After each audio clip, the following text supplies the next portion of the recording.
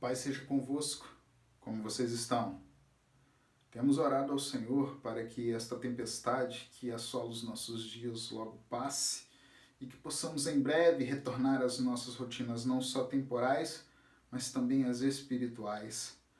A igreja, neste momento, não pode calar o seu clamor. Precisamos orar. E para a nossa reflexão de hoje, quero convidar você a meditar comigo em Marcos, no capítulo 1, versículo 40, que nos conta um relato impactante sobre a cura de um leproso. O texto nos diz o seguinte: um leproso aproximou-se dele e suplicou-lhe de joelhos: se quiseres, podes purificar-me. Certamente você já deve ter ouvido mensagens edificantes sobre como Jesus curava as pessoas de maneiras impressionantes. E o exemplo desse leproso, que a Bíblia sequer revela o nome, também pode fortalecer a nossa fé na maneira como Deus pode agir em nossas vidas. A forma como Jesus procedeu com este homem pode produzir um nó em nossas mentes se não recorrermos à fé para aceitarmos o fato de Jesus ter tocado naquele homem doente e não ter se tornado impuro. E não só isso, mas também purificá-lo, diferentemente de outros que ficariam impuros se tocassem leprosos, muito por força da lei que estabelecia a impureza de alguém que tocasse em alguém acometido por essa doença. Foi um acontecimento surpreendente e sem precedentes.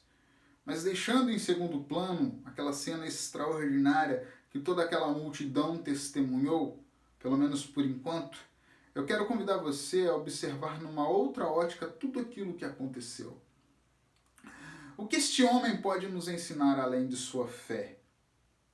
Voltemos ao versículo 40, quando o homem se aproxima de Jesus e faz uma declaração que precisamos estar atentos.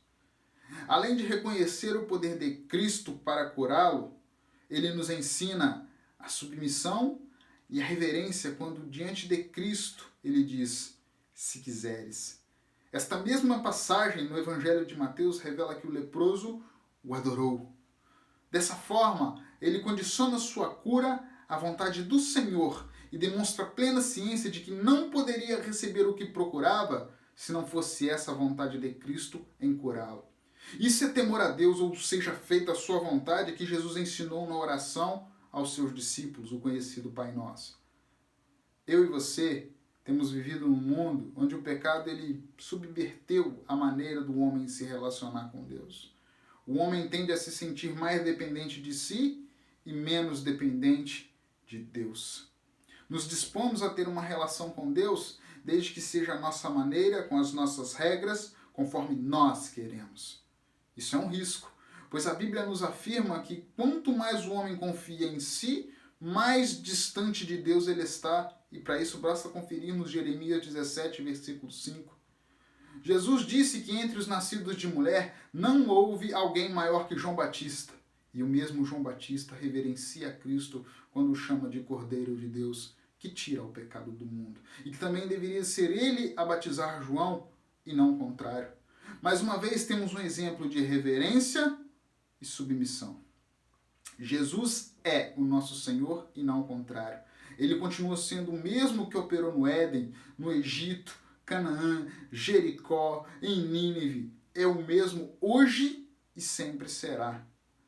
A verdade é que devemos sempre buscar a ajuda do Espírito Santo para termos uma vida espiritual adequada e possamos agradar a Deus, e não o contrário. Não estou falando de perfeição, eu estou falando de submissão, aperfeiçoamento e direção espiritual.